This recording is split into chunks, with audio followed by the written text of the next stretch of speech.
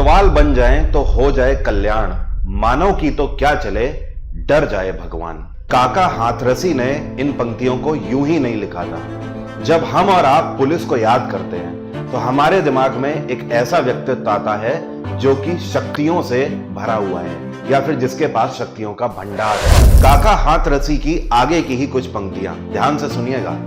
नित नियमित अभ्यास करो, कंठ को कड़क बनाओ, बेगुनाह को चोर और चोर को शाह बताओ। काका सीखो रंगन खाने पीने के, रिश्वत लेना पाप है ये लिखा बाहर थाने के। लेकिन क्या आपने कभी ये सोचा है कि पुलिस वालों को भी कुछ दिक्कतें आ सकती हैं? आप सभी एकाध पुलिस वाले को तो जानते ही होंगे, लेकिन कमेंट सेक्शन में लिखकर बताइएगा कि क्या कभी होली दिवाली में आपने उन्हें अपने साथ देखा है? जब आप अपनों के साथ मिलकर होली दिवाली मना रहे होते हो, उस समय पर ये पुलिस वाले किसी चौक चौराहे पर खड़े होकर आपकी सलामती के लिए ड्यूटी दे रहे होते हैं। क्या आपको मालूम है कि ज्यादातर राज्यों में भारत के पुलिस के लिए कोई भी वीकली ऑफ नहीं। राजस्थान, मध्य प्रदेश, बिहार, दिल्ली और महाराष्ट्र में पुलिस के लिए कोई भी वीकली ऑफ नहीं। उत्तर प्रदेश में 10 दिन में महज एक ही दिन की छुट्टी मिलती है, मतलब महीने में केवल 3 छुट्टियां। जहां पर आम आदमी सप्ताह की केवल 2 छुट्टियां ले लेता है और महीने की 8 से 10 छुट्टियां लेता है, वहां उत्तर प्रदेश पुलिस को केवल 3 छुट्टी मिलती है, लेकिन उसकी भी कोई गारंटी नहीं है। उत्तराखंड, छत्तीसगढ़ और झारखंड जैसे कुछ एक राज्यों में पुलिस को वीकली ऑफ मिलता है।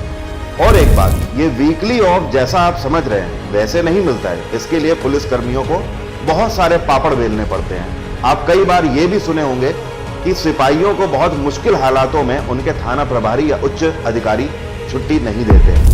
ऐसा ही एक केस है उत्तर प्रदेश के अंदर जालौन के रामपुरा थाने का, जहां पर एक सिपाही को अपनी गर्भवती पत्नी का इलाज कराने के लिए छुट्टी चाहिए होती है, लेकिन उनके थाना प्रभारी छुट्टी देने से इनकार कर देते हैं। इस कारण इस सिपाही की गर्भवती पत्नी और बच्ची की मौत हो गई।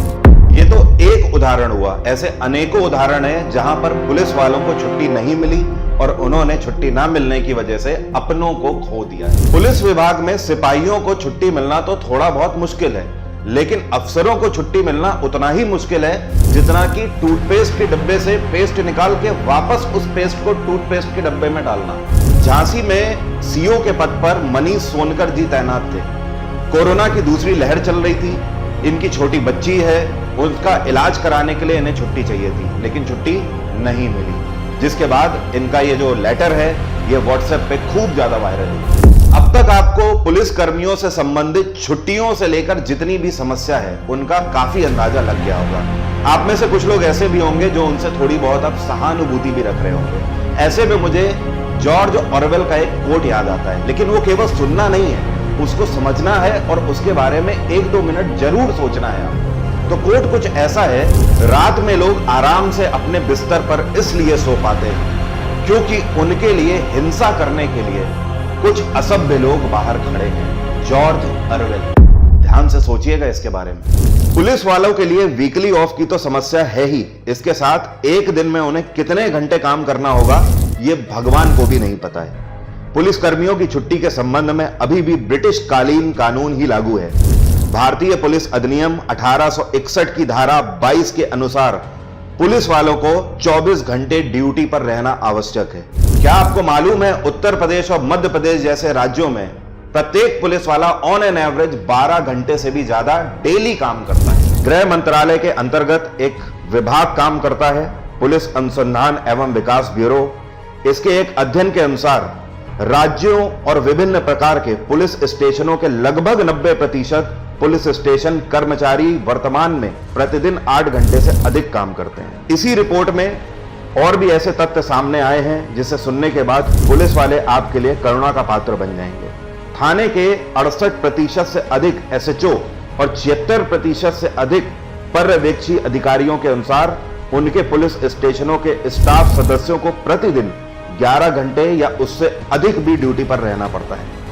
27.7% एसएचओ और 30.4% पर्यवेक्षी अधिकारियों ने यहां तक बताया है कि उनके स्टाफ ने प्रतिदिन 14 घंटे से अधिक भी काम किया है। पुलिस के मानवाधिकार संबंधी बहुत सारी रिपोर्टें सामने आई हैं। इसमें राष्ट्रीय पुलिस आयोग 1977 से 81, रिवेरी कमेटी 1998 और प्रकाश सिंह दिशा निर्देश प्रमुख हैं। इन रिपोर्टों में इस बात पर खास ध्यान दिया गया है कि पुलिस कर्मियों को हफ्ते में एक दिन का साप्ताहिक अवकाश दिया जाए और इसके साथ ही प्रतिदिन के उनके काम के घंटे भी निर्धारित हो।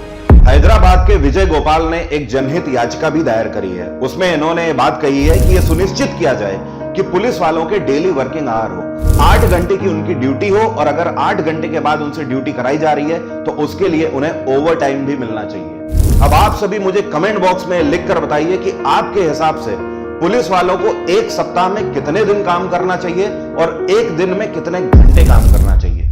मैं जब भी पुलिस वालों को याद करता हूं तो मुझे ये लाइनें याद आती हैं। सैकड़ों अक्लमंद मिलते हैं, काम के लोग चंद मिलते हैं। जब मुसीबत आती है तो पुलिस वालों के सिवाय बाकी सब के दरवाजे बंद मिलते हैं। मेरी ये रिसर्च अगर आपको थोड़ी भी पसंद आई है तो लाइक का बटन है उसको जरूर दबाइएगा और दूसरों को शेयर जरूर करिए, क्योंकि लोगों को यह बात जरूर पता होनी चाहिए। 2024 में 30,000 से भी ज्यादा एसएससी में वैकेंसी है, जिसमें से करीब 18,000 वैकेंसी अकेले एसएससी सीजीएल के अंदर है।